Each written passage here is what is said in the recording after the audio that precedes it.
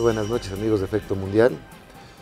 En esta ocasión tendremos una conversación con el coordinador residente de las Naciones Unidas en México, mi amigo Magdi Martínez. Muy buenas noches, Magdi. Buenas noches, embajador. Bienvenido. Gracias. Es realmente una ocasión espléndida para poder ponernos al día de las actividades de Naciones Unidas en México y en general de la organización, en donde se encuentra en estos momentos, qué tipo de evolución está teniendo.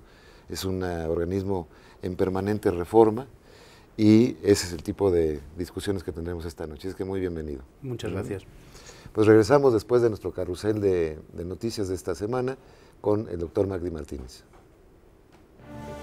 El Consejo de Seguridad de la Organización de las Naciones Unidas aprobó por unanimidad poner fin a la misión militar internacional en Libia, que había sido autorizada en marzo después de que Gaddafi lanzara ataques letales contra las protestas opositoras. La Organización del Tratado del Atlántico del Norte, que puso en vigor la zona de exclusión aérea, que jugó un papel clave en la caída del régimen de Gaddafi, dijo que está analizando nuevas formas de ayudar al Consejo Nacional de Transición, que solicitó una prórroga del mandato de la alianza. Muy bien, pues vamos a iniciar nuestra conversación sobre la ONU en México, la ONU y México, diría yo.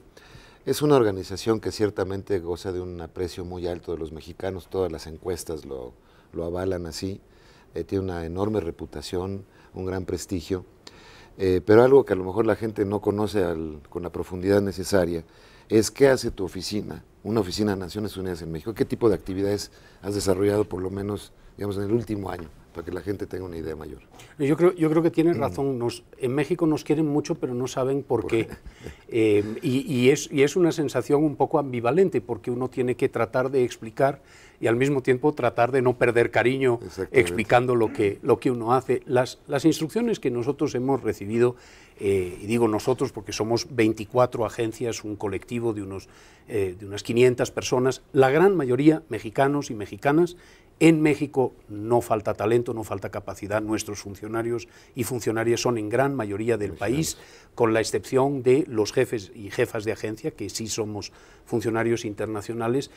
Digo, las tres claves que se nos dieron fue, como era previsible, uno, apoyar mucho al gobierno, a la sociedad mexicana en los temas de cambio climático. Dos, preocuparnos mucho por la situación de migración en México y a través de México. Y tres, trabajar en la componente social de la lucha contra la violencia. Yo creo que esos fueron tres elementos muy importantes.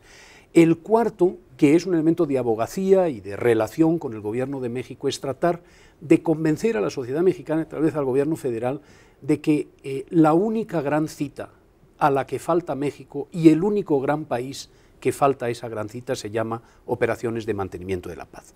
Sobre eso vamos a dedicar un segmento específico porque es un tema muy, muy grande, sí. Y es un tema en el que creemos que México podría hacer una gran aportación, ya la hace. Quiero subrayar que México es el contribuyente número 23 a las operaciones de paz en el mundo, pero es un contribuyente en dinero, financiero. Y creemos que por el prestigio, por la capacidad, por el nivel logístico e incluso por el nivel militar de sus Fuerzas Armadas, México sería extraordinariamente bienvenido a algunas de las operaciones de paz, notablemente aquellas o aquella que se desarrolla en la región. Tratando de ir capítulo por capítulo en el asunto de cambio climático, tuvimos la reunión de Cancún del año pasado, que salvó la tarde, digámoslo así, porque las cosas estaban a punto de caerse completamente después de la reunión de Copenhague. ¿Qué tipo de seguimiento se ha dado desde Cancún a la fecha, digamos, previo a la reunión de Sudáfrica?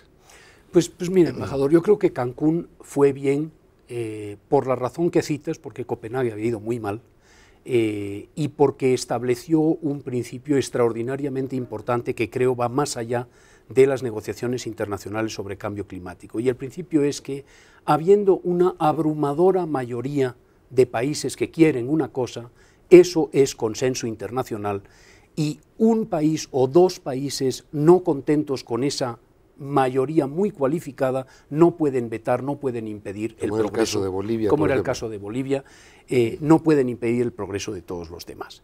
En Cancún se acordaron... ¿Y no habría la idea un poco de que se suba quien quiera y quien no, no? Yo creo que para aquellos que realmente consideren, por las razones que sea, que el consenso mundial no va en línea con sus intereses? Pues ha sido contraria la visión hasta ahora.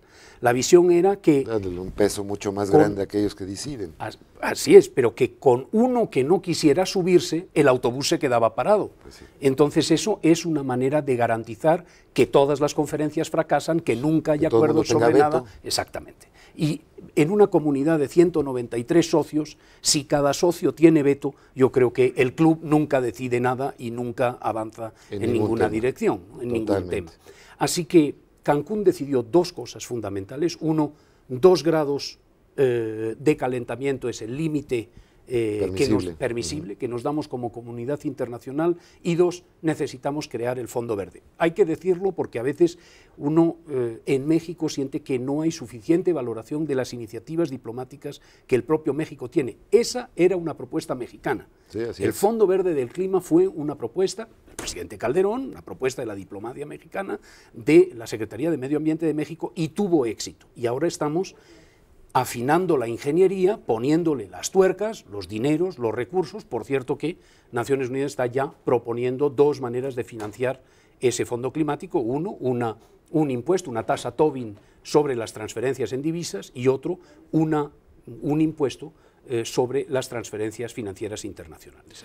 ¿No está vinculado entonces a las reducciones de dióxido de carbono y de gases de efecto invernadero? Estará la salida de dinero del fondo hacia los países que hagan el mayor esfuerzo. Esa es la idea. Pero el ingreso hacia ese fondo de los recursos necesarios para financiar los proyectos de los países está aún por resolver. ¿De dónde va a venir ese dinero? ¿Quién va a manejar el fondo? El fondo lo va a manejar un secretariado internacional. Se quiere que sea Naciones Unidas, se quiere que haya apoyo del Banco Mundial. ¿Sea el Programa Naciones Unidas para el Medio Ambiente, el PNUMA, o no necesariamente? Probablemente un secretariado aparte, que tenga un poco las mismas características que el secretariado de la Convención del Cambio Climático, el que junto con México organizó Cancún, el que organiza las COPs.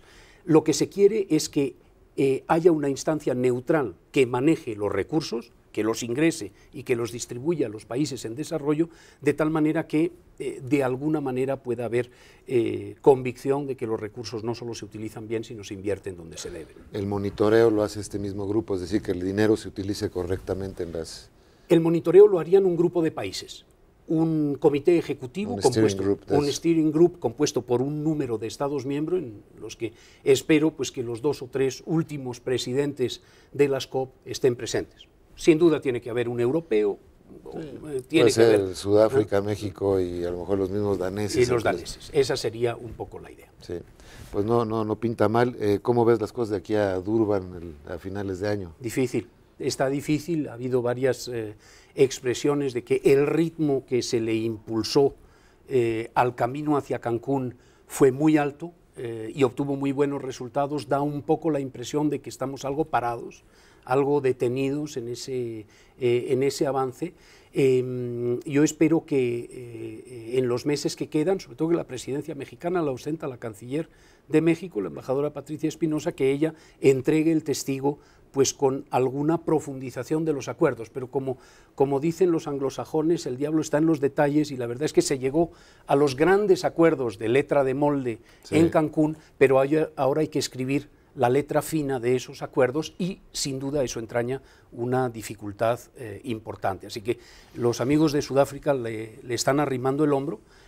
Hay también allá una canciller que está dando su do de pecho, pero la verdad es que está complicado el llegar a acuerdos, y todos sabemos por qué. Los grandes países emisores... Este año estamos ya en un año ya muy electoral en Estados Unidos concretamente, que es uno de los países que siempre ha tenido mayores dificultades con un acuerdo global en materia de calentamiento global. Siguen incluso discutiendo, es curioso, si hay valor científico o no detrás del calentamiento global. Sí, es un tema bastante interesante porque tienen buena ciencia en Estados Unidos. Pues los cambio climático escépticos son muy numerosos, pero yo creo que hay un tanto de querer conscientemente ignorar la ciencia y en realidad defender un modelo cultural, un modelo de vida, un American way of life, que tiene que ver pues con el Humvee, ¿no? el quemar mucha gasolina. Uno de los temas delicados es que la economía de Estados Unidos, si entra en una recesión, normalmente los efectos suelen ser más perniciosos que el propio cambio climático, cuando menos en el corto plazo. Entonces ese equilibrio es el que es más difícil de lograr entre un crecimiento económico sano y un planeta que pueda pues, pensar en sobrevivir. Bueno, pero de ahí el análisis de la generosidad o de la altura de miras de países como México, que sin perjuicio del hecho de que dependen del buen funcionamiento de la turbina económica norteamericana, se han puesto de líderes de un cambio climático, de energías renovables. Al final es un tema de sobrevivencia. Yo creo que es el tema de las generaciones presentes y venideras. El gran tema en el que, pues, como decía la comisión de la señora Brundtland hace 20 años, en Río, en la Comisión de Desarrollo Sustentable, que nosotros estamos comprometiendo los recursos de las generaciones futuras. Estamos en realidad gastando lo que no tenemos, gastando lo que es de ellos, unos recursos que tenemos prestados. Y ahí hablemos de los bosques, de los océanos, de la biodiversidad. De los mismos energéticos fósiles. Sin duda. Sí. Hay ahí una iniciativa bien interesante que acaba de ver la luz, una iniciativa del secretario general, a la que espero México apoye, que es una iniciativa sobre energía. Tiene todo que ver con Cancún y todo que ver con Durban. La idea se basa en 3 pilares. ¿Por qué no nos permites hacer un pequeño corte para que regresemos exactamente en con ese energía? punto? Con energía, así es. Regresamos en un minuto. De acuerdo con la Convención Marco de las Naciones Unidas sobre el Cambio Climático, este fenómeno consiste en un cambio de clima atribuido directa o indirectamente a la actividad humana y que implica la alteración de la composición de la atmósfera mundial, de la temperatura general del planeta, de la presión atmosférica y del nivel de precipitaciones y de nubosidad. El Sistema de Naciones Unidas a nivel global ha implementado diversos programas y organizado numerosos foros para atender de manera frontal los problemas derivados del cambio climático, más genéricamente materializado en el llamado calentamiento global.